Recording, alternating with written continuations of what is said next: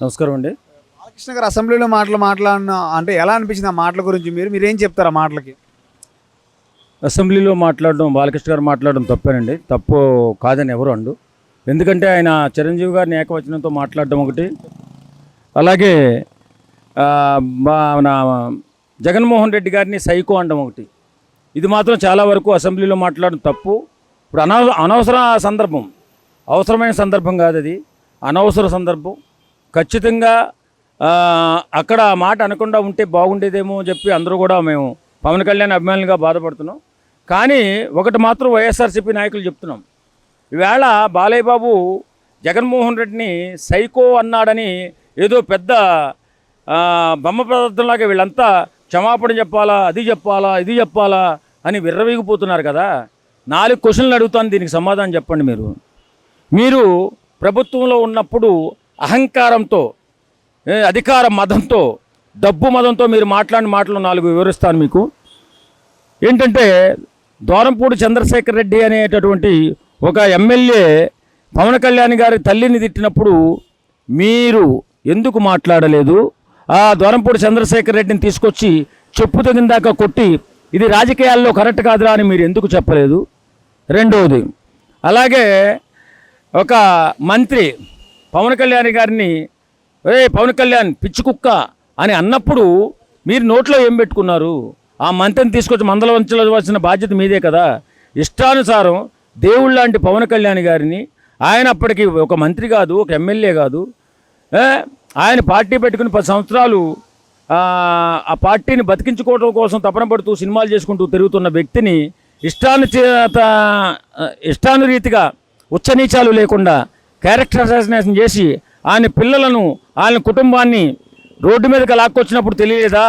మీ వేళ మీరు సత్యసంధులు అయిపోయినట్టు, ఏదో దేవతామూర్తులు అయిపోయినట్టు, ఏదో బాలయ్య బాబు ఏమో పెద్ద ఏదో కొంపలంటిపోయిన మాట అన్నట్టు. సిగ్గుండాలి బతికేమంటే. మీరు ముందు ఆంధ్ర రాష్ట్రాన్ని సర్వనాశనం చేసినటువంటి వ్యక్తులు ఎవరైనా ఉన్నారంటే వాళ్ళు వైసీపీ నాయకులు. సర్వనాశనం అంటే ప్రాంతాలు సర్వనాశనం చేశారు, తర్వాత రాజకీయాన్ని కలుషితం చేశారు, ఇష్టాన్రీతిగా రాజకీయాలను కలుషితం చేశారు, బూతుల ప్రపంచం చేశారు, బూతుల రాజ్యంగా చేశారు.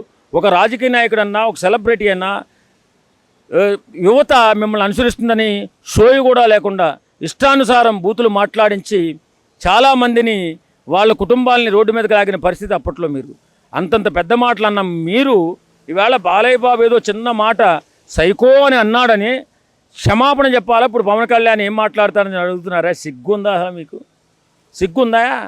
మీరు అప్పుడు మాట్లాడిన మాటలో ఒక్కటైనా రాజకీయంగా ఒక సామాన్యకు ఉపయోగపడే మాట మాట్లాడారా? అసెంబ్లీలో కూడా బూతులు మాట్లాడారు కదా.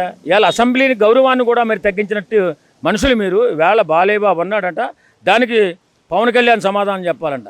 బుద్ధి జ్ఞానం ఉండి మాట్లాడుతున్నారా?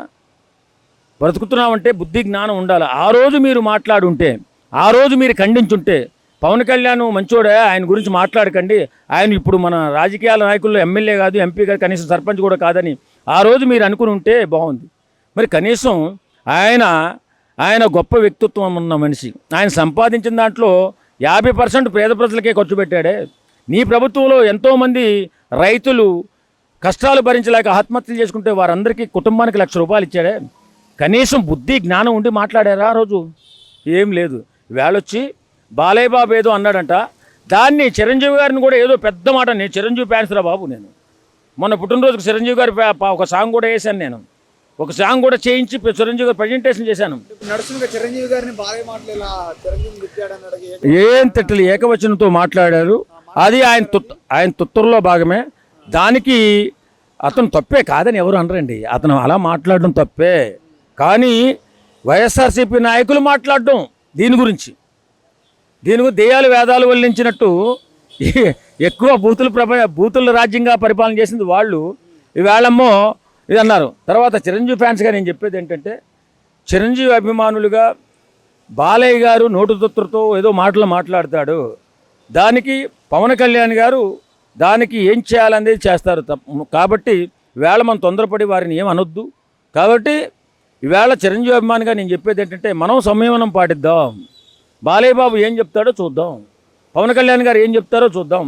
కాబట్టి దీని గురించి పెద్దగా మాట్లాడాల్సిన అవసరం లేదు. కానీ బాలయ్య బాబు చేసింది 100% తప్పు. ఒక వైసీపీ నాయకుల గురించి ఎవరికి ఏం చెప్తారు? ఒక మాటలో చెప్పాలనుకుంటే వైసీపీ నాయకుల గురించి ఏం చెప్తారు? మనం శుభ్రంగా మనం చక్కగా మాట్లాడుంటే వేళ ఎలాంటి పరిస్థితి వచ్చేది కాదు.